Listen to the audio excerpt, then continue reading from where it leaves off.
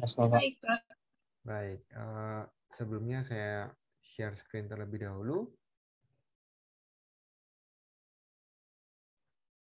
Oke, ini adalah materi kita yang akan kita pelajari untuk sore hari ini. Mudah-mudahan terlihat semuanya ya. Kita akan membahas mengenai kinerja fintech Indonesia yang ada di Indonesia khususnya. Apakah share screen saya sudah terlihat semuanya? Sudah, Pak. Baik. Udah, Pak. Apa saja sih yang akan kita bahas terkait dengan kinerja dari financial technology atau finansial yang ada di Indonesia untuk sesi kita hari ini. Ya. Di sini ada 3 poin yang seperti saya jelaskan tadi di pengantar perkuliahan. Kita akan membahas mengenai seperti apa sih digital banking, ya kinerjanya. Kemudian ada yang namanya credit scoring, jadi pemeringkatan untuk fasilitas kredit yang diberikan oleh swasta maupun pemerintah, dan ada lembaga yang melakukan assessment atas peringkat kredit yang mereka berikan. Kemudian yang ketiga, ada yang namanya equity crowdfunding atau modal investasi dalam bentuk urun dana yang biasanya dimiliki oleh mereka yang kapasitas modalnya bukan kapasitas besar ya, tapi justru yang menengah ke bawah, jadi mereka bisa saling bergotong royong gitu ya bahasa sederhananya untuk melakukan investasi bersama-sama ke dalam sebuah aset investasi tertentu. Nah, seperti apa sih penjelasannya? Kita akan mulai satu persatu dari yang namanya digital banking. Nah, konsep utama dari digital banking atau terkait dengan fintech di Indonesia, tujuan akhirnya adalah membangun loyalitas ya, building loyalty and generating growth.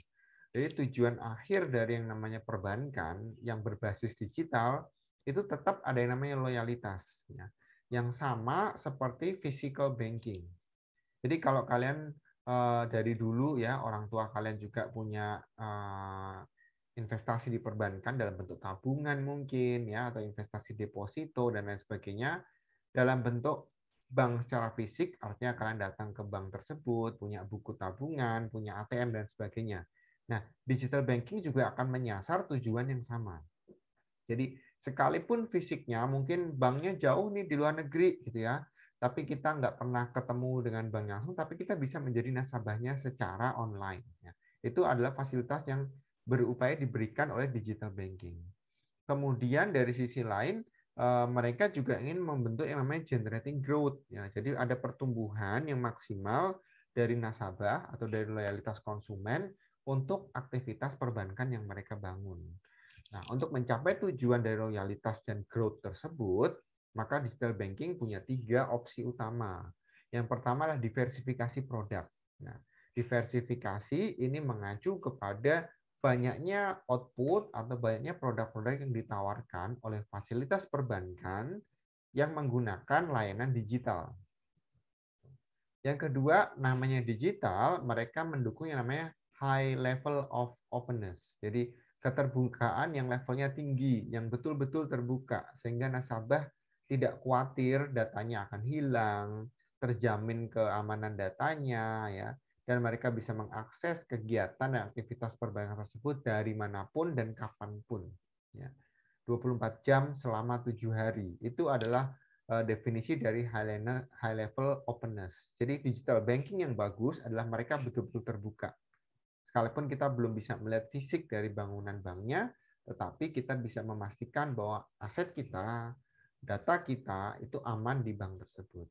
Dan yang terakhir adalah target mereka adalah digitally active consumer. Jadi mereka akan mencari nasabah yang memang lebih banyak aktif dengan area digital atau lebih banyak transaksi berbasiskan digital. Jadi bukan lagi mereka yang harus print buku, pakai ATM, tapi menggunakan QRIS, menggunakan mobile banking, dan sebagainya. Itu adalah tujuan utama atau sasaran dari digital banking untuk membangun tujuan mereka, ya punya loyalitas yang sama dengan physical banking, dan juga punya growth yang tinggi sama seperti physical banking. Oleh karena itu mereka butuh diversifikasi produk, butuh keterbukaan, dan juga konsumennya mereka, nasabah mereka adalah mereka generasi-generasi yang aktif di dunia digital. Nah, ini adalah salah satu upaya atau aspek yang mencoba atau dicapai oleh digital banking yang menggunakan basis financial technology. Jadi teknologi yang diterapkan digital banking itu memang menyasar kepada generasi yang memang melek digital. Ya. Itu konsep yang pertama dari yang namanya digital banking. Ya. Dan kondisi yang kedua di fintech yang kita akan bahas hari ini adalah mengenai credit scoring. Ya. Credit scoring itu apa sih? Yaitu pemeringkatan atas fasilitas pembiayaan kredit atau pembiayaan pinjaman yang diberikan oleh pemerintah maupun pihak swasta. Nah, di sini ada satu syarat yang mewajibkan oleh lembaga tersebut tercatat dengan baik, yaitu melalui regulatory sandbox. Ya. Sandbox ini akan memastikan bahwa data kita akan dilindungi. Secara prinsip itu datanya bisa proaktif, privacy, terintegrasi dengan baik, dimaksimalkan fungsinya, keamanan data terjamin, security-nya juga terjamin, kemudian transparansi dan juga semua aspek-aspek terkait dengan data konsumen dan nasabah itu betul-betul terjamin oleh peringkat kredit tersebut. Nah, bagaimana sih cara untuk melakukan credit scoring atau inovatif credit scoring? Maka biasanya perusahaan atau lembaga pemeringkat tersebut akan bekerja sama dengan perusahaan lokal ya yang ada di masing-masing negara, dan dia akan mencari pengumpulan data yang terbaik dengan data yang sifatnya otomatisasi. Ya. Kenapa itu dilakukan? Karena basis kita lah semuanya digital. Ya. Datanya seperti apa? Misalnya lembaga credit scoring itu punya subjek data. Akan tetapi subjek data tersebut tidak boleh didistribusikan secara mentah. Ya. Artinya ketika ada lembaga lain ingin mengetahui data sebuah konsumen, tidak langsung diberikan langsung otomatis gitu ya. Tapi ditanyakan dulu kebutuhannya untuk apa. Kemudian diminta apa ya hanya itu aja yang diberikan. Sehingga keamanan data kita, kemudian tingkat kebocoran data kita itu bisa diawasi dengan baik. Dan oleh karena itu butuh transparansi yang kuat dan juga jaminan yang kuat dari lembaga pemeringkat kredit tersebut. Efek dari inovatif credit scoring itu akan menjadi model pengembangan dan juga fungsi audit yang memadai untuk lembaga penjamin simpanan atau pinjaman tersebut. Nah, oleh karena itu, nanti akan diatur oleh lembaga audit atau kantor akuntan regulasi yang menggunakan oleh lembaga penjamin peringkat kredit itu seperti apa. Apakah mereka bisa menggunakan kondisi yang ideal seperti ketentuan yang berlaku atau tidak. Nah, di sini ada contoh misalnya menggunakan masa retensi atau masa penahanan dana untuk ditangguhkan sebagai pinjaman. Ada antara 5 sampai 7 tahun itu yang ideal ya.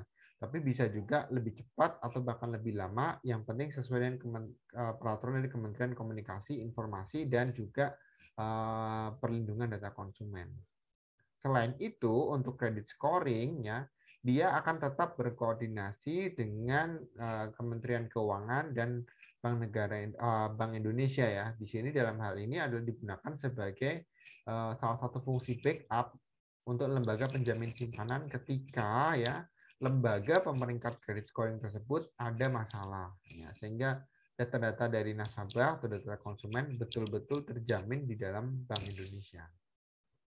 Nah, lalu bagaimana ketika kita ingin mendapatkan data tersebut atau memperoleh prosesan data terkait dengan credit scoring? Maka harus diperlukan persetujuan. Ya. Persetujuannya seperti apa? Misalnya termasuk otorisasi akses, permintaan data, atau bahkan penggunaan platform pihak ketiga yang sudah dipilih oleh lembaga credit scoring tersebut.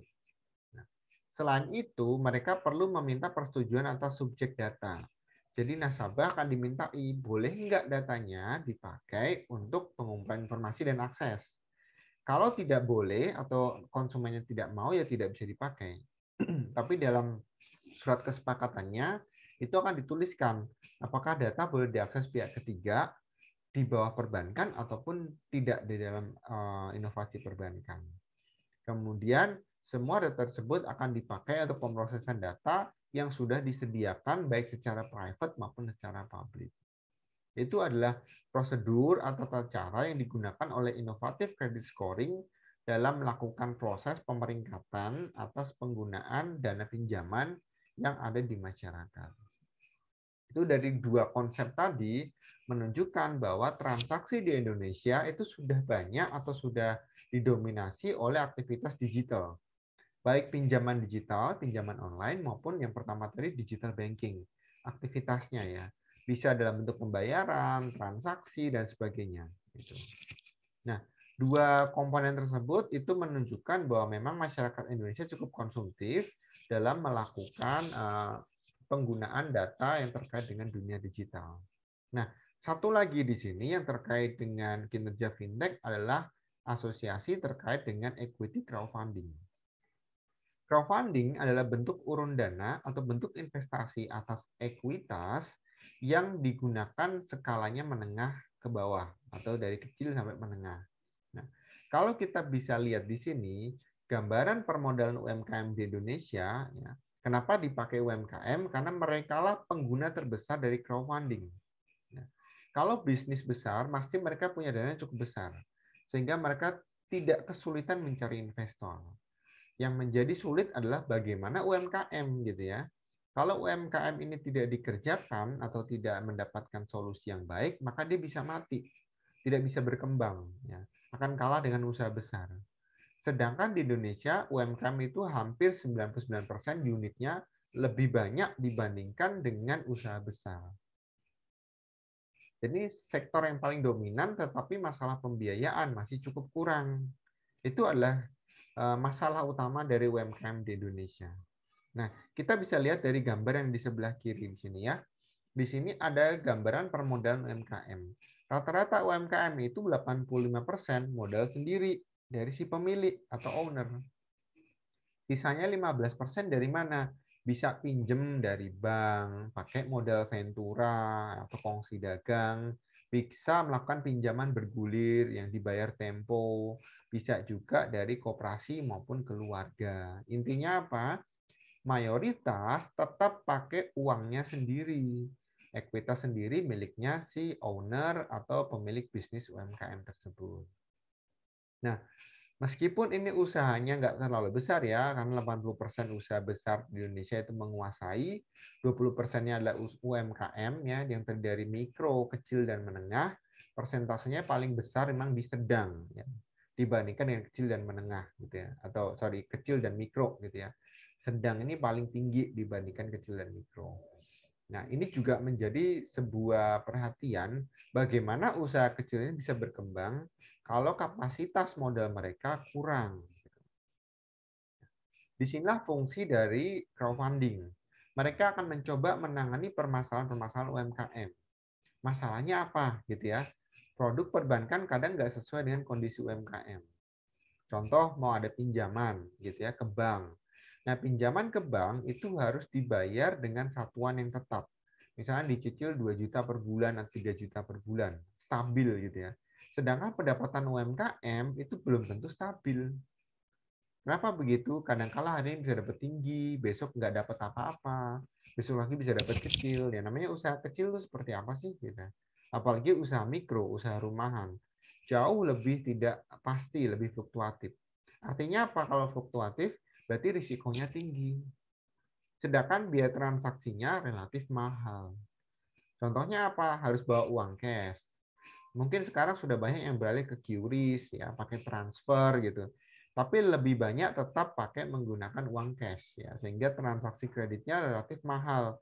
Minimal harus berapa tuh? 50.000, 100.000 atau apa misalnya. Kemudian kalau UMKM mau mengajukan pendanaan ke bank, itu tidak banyak yang tidak memenuhi syarat teknisnya. Nggak punya bentuk usaha yang tetap, nggak punya izin usaha misalnya gitu ya. Nggak punya tempat usaha yang memadai. Gitu. Nah, sedangkan untuk kondisi digital sekarang, mungkin nggak perlu tempat usaha ya. Rumahnya aja bisa jadi tempat usaha. Mungkin nggak perlu izin pendirian PT, CV, dan sebagainya. Apapun bentuknya langsung bisa jadi UMKM. Dapat surat izin pendirian bisnis gitu ya atau izin usaha itu akan sangat membantu pendanaan. Tapi kalaupun enggak ya usaha online shop biasa itu juga termasuk UMKM. Nggak perlu pakai izin-izin ya. Sehingga kalau mau melakukan peminjaman ke bank syarat teknis harus ada ADART, harus ada bukti pendirian itu nggak bisa dipenuhi oleh si UMKM tersebut. Nah, selain itu UMKM juga punya masalah keterbatasan akses terhadap pembiayaan ekuitas ya. Selain pemodal sendiri, kecil kemungkinan mereka bisa mendapatkan pembiayaan dari bank. Karena teknisnya tadi dan juga fluktuasi pendapatan yang tidak menentu.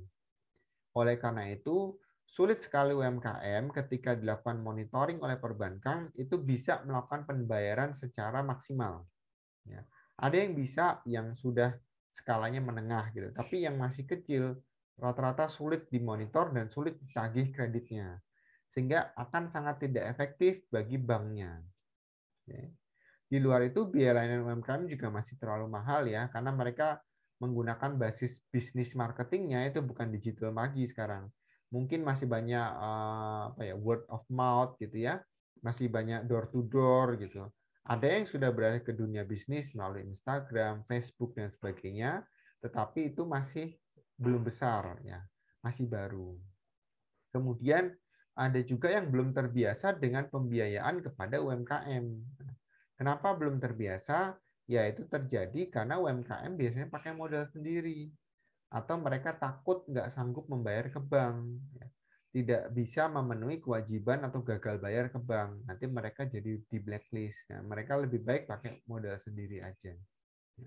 Itu adalah beberapa kendala-kendala yang bisa dihadapi ketika kita bertemu dengan yang namanya equity crowdfunding. Lalu seperti apa sih perkembangan usaha di industri digital?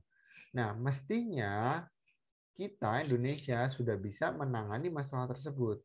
Kalau kita bisa lihat di sini ya, pergerakan dari waktu ke waktu terkait dengan industri digital atau digital industry itu dimulai dari kondisi pendidikan dan kesehatan. Kalau itu sudah cukup memadai, baru mereka masuk ke arah perkembangan industri yang sifatnya investasi dan asuransi. Nah, Indonesia mungkin belum sampai sejauh itu. Nah, ketika industri peminjaman, investasi, dan asuransi sudah dipercaya oleh masyarakat, trust-nya besar, maka payment remittance itu menjadi sebuah titik upaya, titik awal untuk mencapai dari maturity model perkembangan bisnis digital. Baru dia akan terus meningkat, dan disitulah yang namanya transaksi e-commerce akan menjadi sangat dominan. Kalau sekarang transaksi e-commerce kita bisa menyebut ya bahwa Indonesia banyak kok transaksi e-commerce gitu kan. Mereka itu hanya menggunakan transaksi dengan platform digital. Bukan sepenuhnya e-commerce ya. E-commerce itu bukan cuma dia pakai platform digital, tapi semua aktivitasnya sudah basis digital. Mulai dari pencatatan, pembayaran, skema barang masuk, barang keluar, dan dokumentasi semua digital. Nah, di Indonesia enggak gitu ya. Itu baru transaksinya doang digital ya, tetapi untuk aktivitas yang lain masih manual. Sehingga kita belum bisa masuk ke e-commerce yang 100% atau yang full e-commerce belum bisa ya. Nanti kalau sudah masuk ke fase e-commerce ya, nanti semua misalkan online media, online travel itu juga akan sangat cepat sekali perkembangannya, fast growing dari consumer adoption. Konsumen akan mengadopsi model penjualan dari e-commerce tersebut ke dunia publishing, ke dunia traveling ya. Itu sudah meningkatkan investasi dan asuransi, udah kelewat lama kalau yang seperti itu. Jadi titik poinnya adalah apakah e-commerce di negara kita berkembang atau tidak. Kalau itu berkembang, berarti fintech berkembang. Nah, ketika perkembangan fintech untuk UMKM harus tinggi, mereka butuh permodalan. Salah satu solusinya melalui equity crowdfunding. Dan ketika kepercayaan dari konsumen sudah tertumpuk dengan baik, sudah terkelola dengan baik, maka industri-industri seperti online travel, online media itu sudah menjadi kepercayaan publik. Nggak perlu yakin takut ini investasi bodong, enggak. Ini online travelnya bener enggak, jangan-jangan cuma tipu-tipu gitu ya. Enggak, kalau sudah masuk ke fase tersebut, tingkat trust itu jauh lebih tinggi dibanding yang lain, sehingga konsumen itu akan percaya apapun bentuk marketing digital yang dilakukan atau campaign digital yang dilakukan di dalam bisnis tersebut. Nah, pola bisnis dari equity crowdfunding itu seperti apa? Jadi ada 3 kelompok ya. Ada penyelenggara crowdfunding, jadi pemilik atau apa namanya ya, yang menaungi jasa crowdfunding atau jasa investasi tersebut. Yang kedua adalah penerbitan surat-surat equity crowdfunding. Jadi konsep dari penyelenggara dan penerbit itu akan tertuang dalam namanya perjanjian. Perjanjian penyelenggaraan dan penerbitan equity crowdfunding. Sama seperti kalau dulu ada kita beli saham, dapat lembar penyertaan saham. Ya. Lembar pernyataan bahwa kita memiliki saham.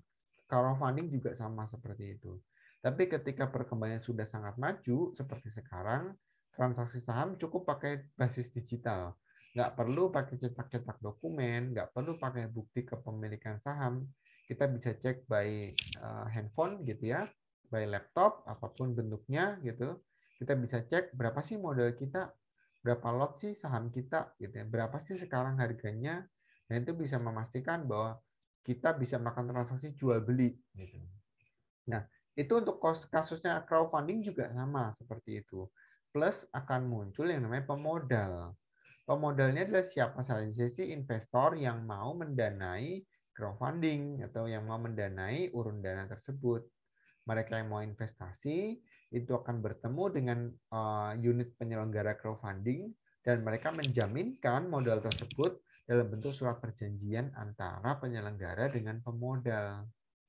Jadi ketika crowdfundingnya tidak terpenuhi, maka penyelenggara akan mendapatkan support dari lembaga penjamin simpanan atau LPS.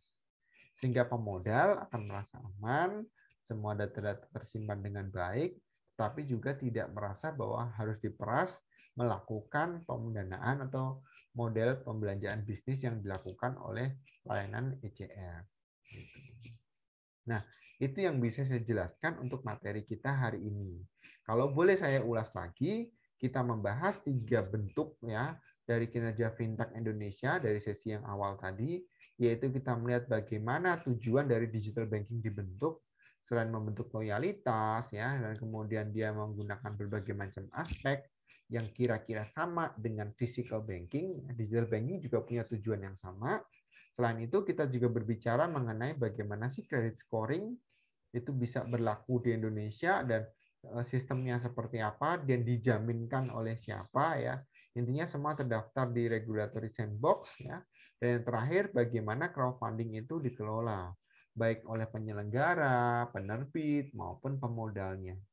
Tujuannya satu, supaya semua aplikasi layanan keuangan digital itu bisa diakses melalui digital banking, melalui credit scoring, kalau kita mau melakukan pinjaman online, atau kalau kita melakukan investasi melalui equity crowdfunding. Oke, saya rasa itu yang perlu saya sampaikan untuk sesi kita hari ini. Ada yang mau ditanyakan terlebih dahulu dari mahasiswa terkait dengan materi kita? Jelas, Pak. Jelas, Pak. Cukup jelas ya. Oke. Baik, kalau tidak ada, saya tidak memberikan tugas untuk minggu ini, ya, tetapi saya minta untuk kalian pelajari ulang, ya, karena nanti konsep dari crowdfunding, digital banking, dan credit scoring itu juga nanti akan menjadi materi kita untuk ujian. Ya. Jadi silakan nanti diulas kembali di modul yang sudah saya berikan di UVC di bagian pertama ya, modul 1 semester. Kemudian untuk materi penjabaran singkatnya hari ini nanti akan saya buatkan rekaman video hari ini linknya ya sehingga kalian bisa putar ulang kalau misalnya belum atau lupa mencatat sehingga nanti bisa dibuatkan sebagai materi pendukung sebagai media pembelajaran. Oke, baik itu saja dari saya. Jika tidak ada yang ditanyakan dari mahasiswa, saya mengucapkan terima kasih untuk kehadirannya malam hari ini. Ya, semoga tidak ada halangan di pertemuan berikutnya kita bisa ketemu lagi dan melakukan atau melanjutkan sesi pembelajaran dengan materi Government to Payment Program. Selamat malam semuanya. Terima kasih. Malam Pak. Malam Pak. Malam Pak, terima kasih banyak.